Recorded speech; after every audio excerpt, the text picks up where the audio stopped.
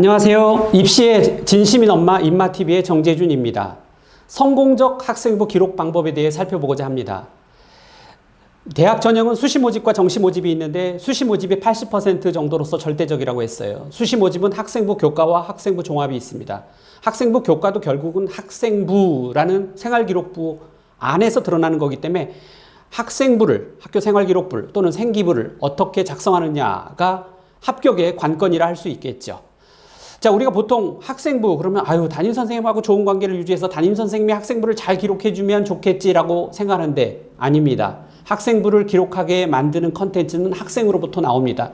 따라서 학생이 먼저 어떻게 생기부를 담임선생님이 또는 각 과목 교과 선생님이 기록하는 것인지에 대해서 잘 파악하고 있어야 되죠. 그러려면 교육부 훈령 제477호를 살펴보면 어떻게 생기부를 기록하는지 작성 요령에 대해 나와 있습니다. 이를 먼저 숙지하는 것. 두 번째는 우리 학생 자신이 자기의 진학과 유사한 입시 성공 사례, 생기부 표본을 하나 얻어서 내가 이 표본에 따라서 나도 2년 반 동안을 잘 보내면 좋은 내가 원하는 대학에 합격할 수 있겠구나라는 걸 생각하고 그런 작성 사례의 표본을 습득하는 것이 두 번째 학생부 성공 기록의 방법이 되겠습니다. 세 번째는 수시에 제출할 생기부를 스스로 예측하고 작성하는 거예요.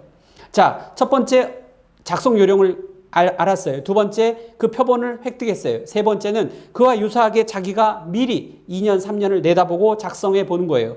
내 생기부 여기에는 이렇게 기록해야지, 여기는 이렇게 기록해, 다음 학기에는 이런 거를 내가 해서 기록해야지, 이런 건 이렇게 스스로 학생이 생기부를 예측해서 일정 계획표를 작성한 다음에 마지막으로 교사와 상의해서 그때그때 진학할 때마다 수정과 업그레이드를 통해서 보충적으로 완성한다면 본인이 원하는 성공적 학생부 기록이 완성된다 할 수 있겠습니다.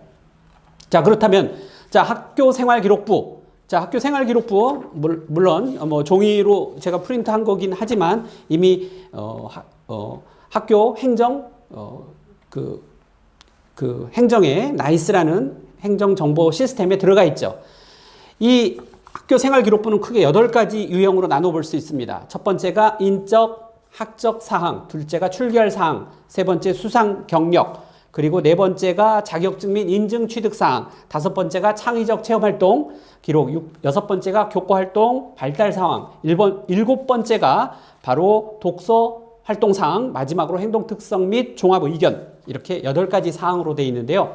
이게 어떤 항목이 매우 중요한지 제가 찍어드릴게요. 첫째, 인적, 학적 사항. 이거는 중요하긴 하지만 여기에 기록되는 게 중요한 게 아닙니다. 안 기록되는 게 중요해요.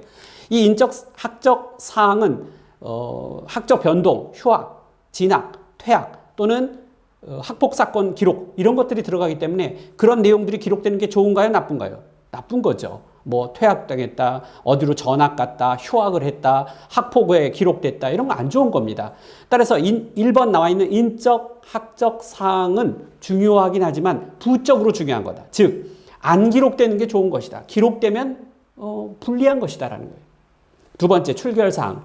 출결 사항은 일반적인 학생들은 학교에 잘 등록해서 공부를 하겠죠. 결석이나 지각, 조퇴 이런 것들인데 이것도 기록되지 않는 게 중요합니다.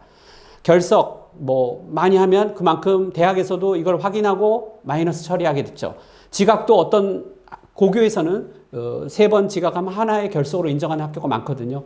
이 출결 사항도 마찬가지로 안 중요한 건 아닌데 기록되는 것은 유리할 것이 없다라는 거예요. 세 번째, 수상 경력. 수상 경력 같은 경우는 한 학기에 하나씩만 수상이 인정되기 때문에 꽉 찬 양적 관리가 아니라 질적 관리가 중요합니다. 그래서 약간 중요하다. 수상 경력은 약간 중요하다. 이렇게 볼 수 있습니다. 자, 네 번째, 자격증 및 인증 취득 사항은 사실 대학 전형 자료로 인정하지 않습니다. 그래서 이건 그리 중요하지 않다라는 거예요. 교내외에서 취득한 인증은 인정되지 않아요. 하지만 기술 관련 자격증은 인정되기 때문에 기술 관련 자격증을 고등학교 생활 동안에 획득했다. 그럼 그런 걸 써놓는 건 나쁜 건 아니죠. 그러나 이것 때문에 많은 시간을 들여서 할 필요는 없다는 거예요. 다섯 번째, 창의적 체험 활동 상황. 매우 중요하죠. 창의적 체험 활동 상황은 주도적 참여, 리더십, 인성이 드러나도록 쓰는 것이 중요합니다. 그때 특히 자율활동과 동아리활동. 세 가지가 기록되는데요. 자율활동, 동아리활동, 진로활동, 자동진 이 세 가지 활동 중에서 진로활동은 사실 대학 진학 시 상급학교에 제공되지 않기 때문에 바로 자동적으로 적용되는 자율활동과 동아리활동을 세심하게 기록할 필요가 있습니다. 봉사활동은 최근까지 기록됐는데 2024학년도부터는 개인 봉사활동이 반영되지 않도록 조치했기 때문에 봉사활동은 중요하지 않습니다. 그래서 창의적 체험활동은 매우 중요하다. 이 자동진, 이 세 가지 중에 특히 자동적으로 중요한 건 자율활동과 동아리활동이라는 점, 진로활동은 전형 자료에 제출되지 않는다. 자, 오늘의 빅 하이라이트. 바로 6번째 교과 학습 발달 상황입니다. 이게 가장 중요합니다. 이 교과 학습 발달 상황은 결국 내신이 들어가는 거기 때문에 중요할 뿐만 아니라 이번에 2022년도 새 교육과정 발표에 따라 2025학년도부터 고1 때부터 적용되는 게 고교 학점제입니다. 이 고교 학점제가 교과 학습 발달 상황과 맞물려서 매우 중요한 학생부의 가장 중요한 내용이 되겠습니다. 교과, 원점수 과목 평균, 표준 편차, 성취도, 석차 등급, 그리고 세특 요 부분이 들어가는데 이거 지금 다 중요하죠. 그래서 교과 같은 경우 패스만 하면 되고 원점수 과목 평균 같은 경우 입학 전형의 중요 자료로 몇 점 맞았구나 이거 체크만 하게 되는 거죠. 중요한 건 성취도와 석차 등급입니다. 자, 지금은 석차 등급이 9등급이지만 2025학년도 1학년부터는 이게 9등급에서 5등급으로 나눠집니다. 그리고 성취도도 ABCD 5단계의 과목별 성취도가 기록되게 됩니다. 따라서 성취도와 석차 등급을 그 과목마다 판단을 하게 되겠죠. 이것이 바로 교과 전형에 들어가는 거죠. 그리고 그러한 성취도와 석차 등급을 어떤 자세로 임했느냐, 학습 태도죠. 이런 것들은 이제 보통 지필평가로 들어가게 되는데 그런 것이 또 교과목의 선생님마다 이런 걸 표현하겠죠. 이걸 세특이라고 하는데 세부 능력 특기상 세특에 쓰겠죠. 학업에 대한 열정이나 성실성 이런 게 드러나도록 기술하게 되죠. 전체적으로 교과 학습 발달 상황은 그야말로 교과가 발달해야 된다는 거죠. 점점점 나아져야 된다는 거죠. 우수한 학생은 유지해야 된다는 거지. 처음엔 성적이 좋은데 점점점 낮아졌다. 그러면 아무래도 입학사정관이 보기에 이 학생은 고등학교 1학년에서 2학년, 3학년 넘어가면서 계속 교과 학습이 발달이 아니라 쇠퇴하고 있구나 이렇게 평가하게 되겠죠. 그럼 아주 부정적이 되게 됩니다. 자, 생기부가 수시 모집에 가장 중요하지만 그 중에서 바로 6번째 항목이 교과 학습 발달 상황 매우 중요하다. 이 부분을 잘 품어야 합격할 수 있다라고 말할 수 있습니다.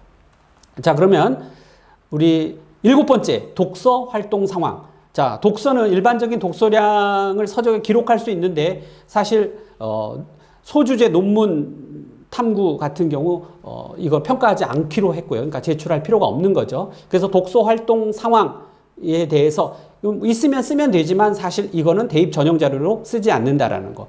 따라서 독서 활동을 했는데 이걸 좀 나타내고 싶다 그러면 지필평가 부분에서 뭐 감상문이라든가 주제 탐구 보고서라든가 이거를 각 과목 선생님에게 제출해서 내가 이 과목을 어떤 수업 받기 위해서 이 정도로 노력했다라는 걸 보여주는 게 중요한 거죠. 그러니까 그쪽의 평가를 받아야지 이 생기부의 7번 항목 독서 활동 상황에 평가받는 건 좋지 않다라는 거예요. 마지막으로 행동 특성 및 종합 의견입니다. 이게 사실 안 중요할 수도 있지만 중요합니다. 행동 특성 및 종합 의견은 담임 선생님이 기록되는 건데요. 담임 선생님이 한 학년 다 지내고 난 다음에 그 학생에 대한 평가죠. 뭐 품행이 방정하고 성실하며 학습 활동을 열심히 함. 이게 일반적인 표현입니다. 이거는 중요하지 않죠. 어떤 특별하게 좋은 말을 써줄 수 있어요.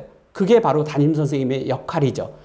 우리 입학사정관이 생기부 딱 오면 제일 먼저 보는 게 8번입니다. 행동 특성 및 행특이라고 하죠. 행동 특성 및 종합 의견을 보고 부정적으로 써놨네. 그럼 일단 뭐 거기서 이미 던져지는 거죠. 그럼 일반적이네. 그럼 그 다음에 교과 활동이나 다른 상황을 보게 되죠. 그러나 행동 특성 및 종합 의견을 굉장히 독특하게 잘 써줬다라고 한다면 아마 좋은 인상을 받게 되고 합격하는데 매우 유리하게 되죠.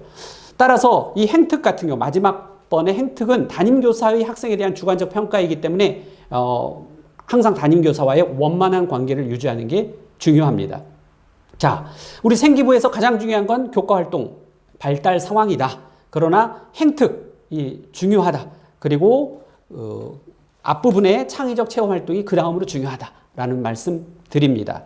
자, 여기까지 보면 학교생활기록부라는 큰 어떤 3년 동안의 학생들의 어떤 구체적인 활동 내용을 기록한 내용에서 어떤 입학사정관이 보기에 특정한 경험을 했다. 뭐 특정한 경험도 나쁜 건 어찌죠. 그러나 일반적 경험, 특정한 경험보다는 다양한 경험을 한 학생에게 시선이 가게 되고 또 활동도 마찬가지로 일반적 활동보다는 구체적이고 세부적인 활동을 한 학생의 생활기록부를 높은 평가, 점수를 준다는 사실에 주목하면서 여러분 생기부 잘 구성을 해서 3년 동안 내가 이런 생기부를 만들어야지, 이런 상의 학생이 되어야지 라고 생각하신다면 그런 일정표에 따라 학교 생활을 하고 그리고 대학에 합격했으면 좋겠습니다. 자, 여기까지 입시의 진심인 엄마, 입맛TV의 정재준이었습니다. 감사합니다.